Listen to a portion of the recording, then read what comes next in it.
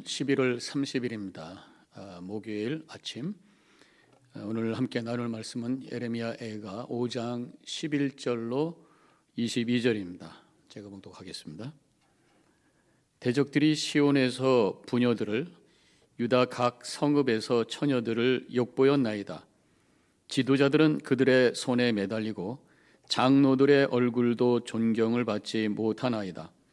청년들이 맷돌을 지며 아이들이 나무를 지다가 엎드려 지우며 노인들은 다시 성문에 앉지 못하며 청년들은 다시 노래하지 못하나이다.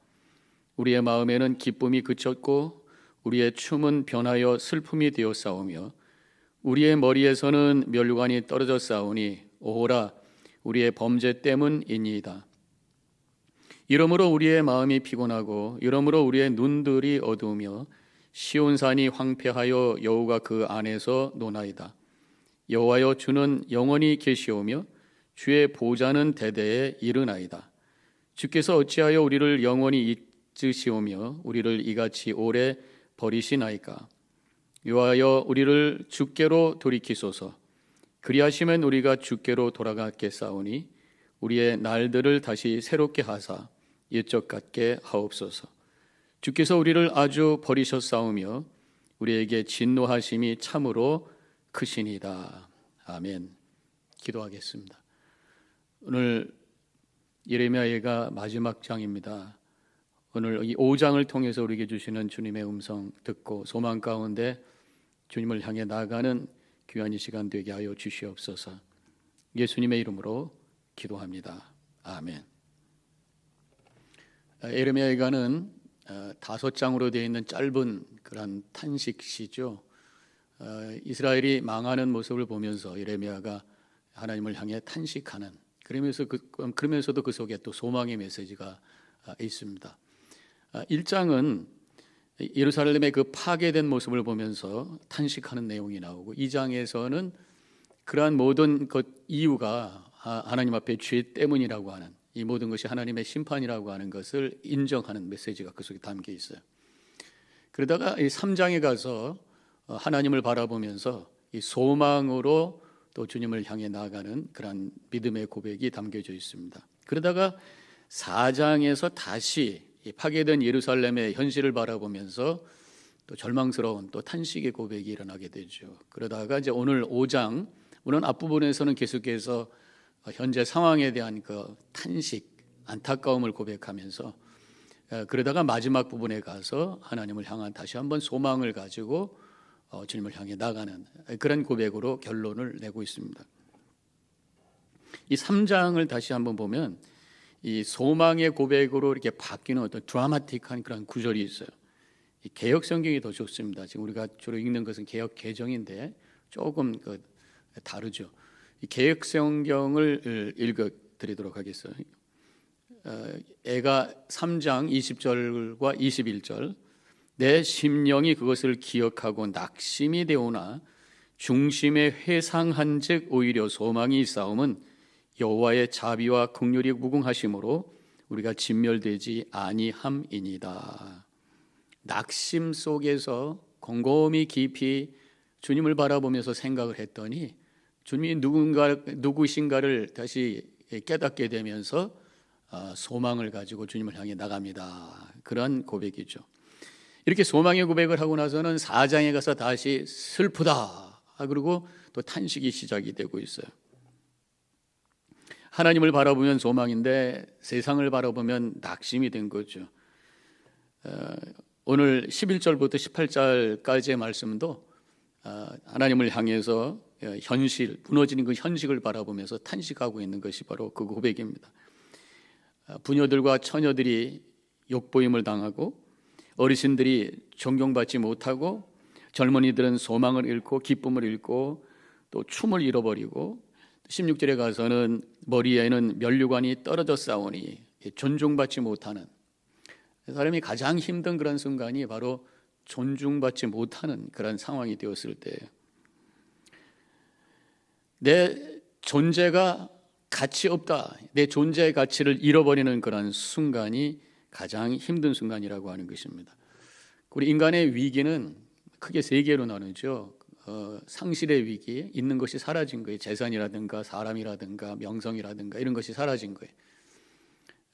그리고 이런 존재 위기, 자신의 그 삶의 가치에 대해서 이제 흔들리고 있는 그런 고백을, 그런 경험을 하는 것이 또 하나의 위기라고 하는 것입니다. 그 밖에 여러 가지 위기가 있습니다만은 지금 바로 이 존재 위기, 이 가치가 떨어져 버린, 머리의 면류관, 존중받던 내 모습이 떨어져 버렸습니다라는 탄식을 여기서 하고 있습니다. 사실은 잘 나가던 사람들이 큰 어려움을 당하게 되면 더 절망하게 되는 거예요.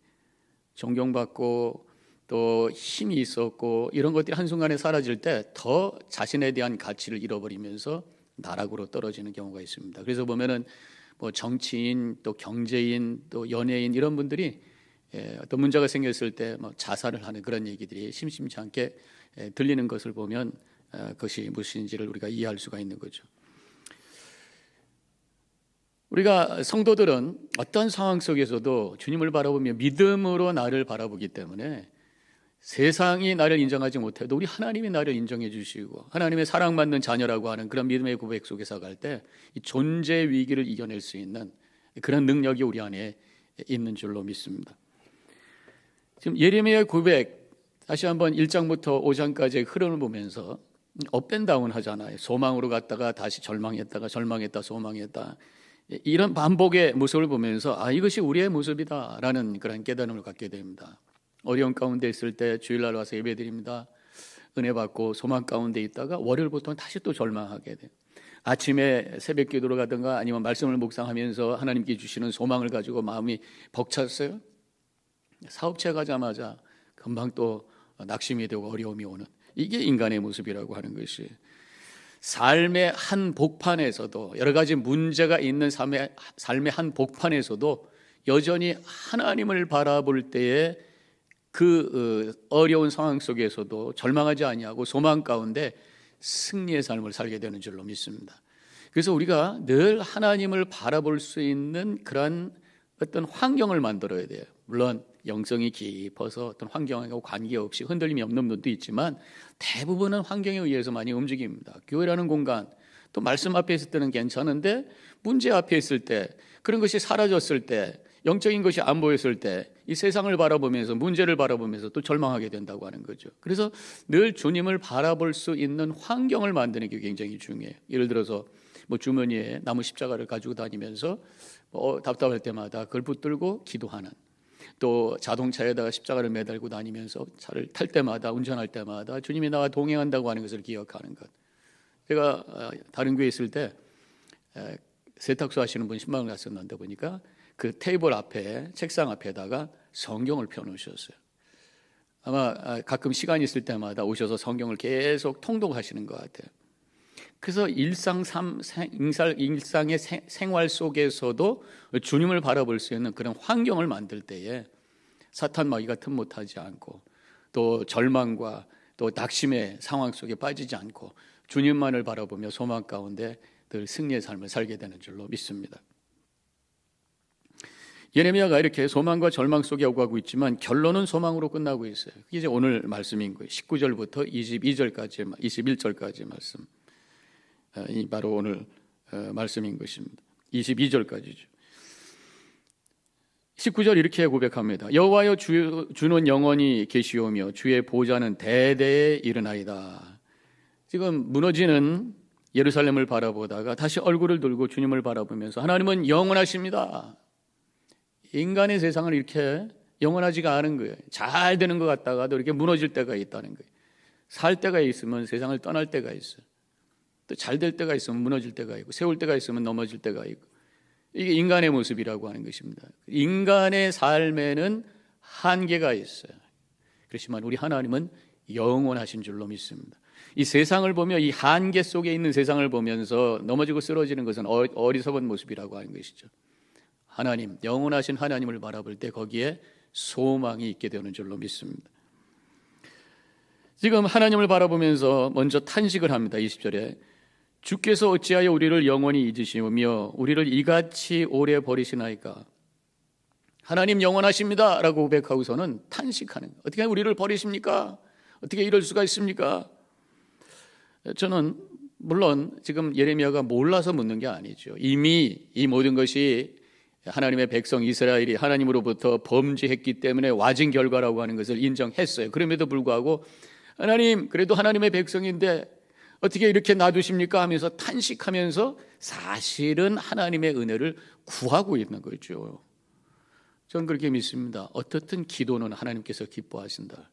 그것이 때로는 이런 탄식의 기도가 될 수도 있고, 하나님 그럴 수 있습니까? 라고 하는 기도가 될 수도 있고, 또 중언부언이 될 수 있을지도 몰라도 하나님을 간절한 마음으로 찾으며 주님을 바라보며 나아갈 때에 주님께서는 그 기도를 통해서 만나주시고 또 위로해 주시고 결국 소망으로 주님을 향해 나아갈 수 있도록 우리 마음을 주장하시는 줄로 믿습니다. 이제 21절로 내려가면 여호와여 우리를 주께로 돌이키소서 그리하시면 우리가 주께로 돌아가겠사오니 우리의 날들을 다시 새롭게 하사 옛적 같게 하옵소서. 그래서 우리를 주께로 돌이키소서. 하나님께서 우리의 마음을 바꿔 주옵소서. 하나님의 주권을 고백하는 것입니다.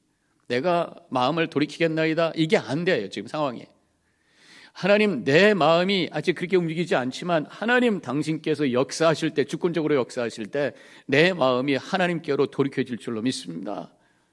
하나님은 이런 기도 어떤 면에서 보면은 겸손한 기도 하나님의 주권을 인정하는 진실한 기도예요. 우리가 아직도 내 마음이 온전해지지 못해서 하나님 이렇게 하겠습니다 라는 결단의 고백을 하지 못할 때가 있어요. 그럼에도 불구하고 하나님께 기도하는 거예요. 하나님 내 마음을 돌이켜 주옵소서. 내가 주님을 향해 엎드려지게 하옵소서. 어떤 주권적인 하나님의 그 강력한 섭리를 구하며 주님 앞에 엎드려지는 그 기도조차도 하나님께서 기뻐하시고 그 기도를 통해서 성령께서 역사하셔서 우리 마음을 돌이키게 하시고 그래서 주님을 향해 다가가게 하시고 주님의 은혜를 새롭게 체험하며 소망 가운데 승리의 삶을 살게 되는 줄로 믿습니다. 22절 마지막 절 주께서 우리를 아주 버리셨사오며 우리에게 진노하심이 참으로 크시니이다. 결론이 좀 이상해요. 그래서 21절에서는 우리의 마음을 돌이키시고 우리가 주님께로 돌아가게 하옵소서, 새롭게 예전으로 돌아가게 하옵소서 라고 소망으로 간절히 기도했는데 끝에서는 우리를 버리셨고 진노하심이 큽니다. 그리고 그냥 하나님의 진노와 심판을 인정하면서 끝나는 것처럼 되어 있는데 사실은 그 다른 번역서에 보면 좀 달라요. 이해가 됩니다. 다른 번역서를 보면 새 번역을 제가 읽을게요. 주께서 우리를 아주 버리셨습니까? 우리에게서 진노를 풀지 아니하시렵니까? 그렇게 되어 있어요. 주님을 향해 소망의 고백을 하면서 주님 아직도 진노를 풀지 않으시겠습니까? 진노 좀 풀어주십시오. 그리고 다시 우리를 돌이키시고 예전처럼 돌아가게 하옵소서. 그러면서 결론적으로 주님을 향해 소망으로 간구하며 끝을 내고 있다고 하는 것입니다. 세상을 보면 절망이고 실망이지만 영원하신 하나님을 바라볼 때 거기에 소망이 있는 줄로 믿습니다. 어떤 상황 속에서도 우리의 초점이 흔들리지 않고 늘 주님만을 바라보면서 그 앞에 엎드려져 진심으로 기도하며 주시는 평강과 그 능력을 가지고 승리의 삶을 살아가시기를 주님의 이름으로 간절히 축원합니다. 기도하겠습니다. 하나님 감사합니다. 이스라엘의 멸망 속에서 탄식하는 예레미야의 그 고백을 저희들이 들으며 때로는 우리의 삶의 여러 가지 어려움 속에서도 주님을 바라보며 탄식하며 또 주시는 믿음 가지고 소망 가운데 나갈 수 있는 그런 믿음의 소유자가 될 수 있도록 인도하여 주옵소서. 문제만 바라보고 탄식하며 주저앉아있는 어리석은 자 되지 말게 하옵시고 영원하신 주님 주권자 하나님을 붙들고 믿음 안에 나아갈 수 있도록 저희들에게 더 큰 능력과 은혜를 더하여 주시옵소서. 감사하며 예수님의 이름으로 기도합니다. 아멘.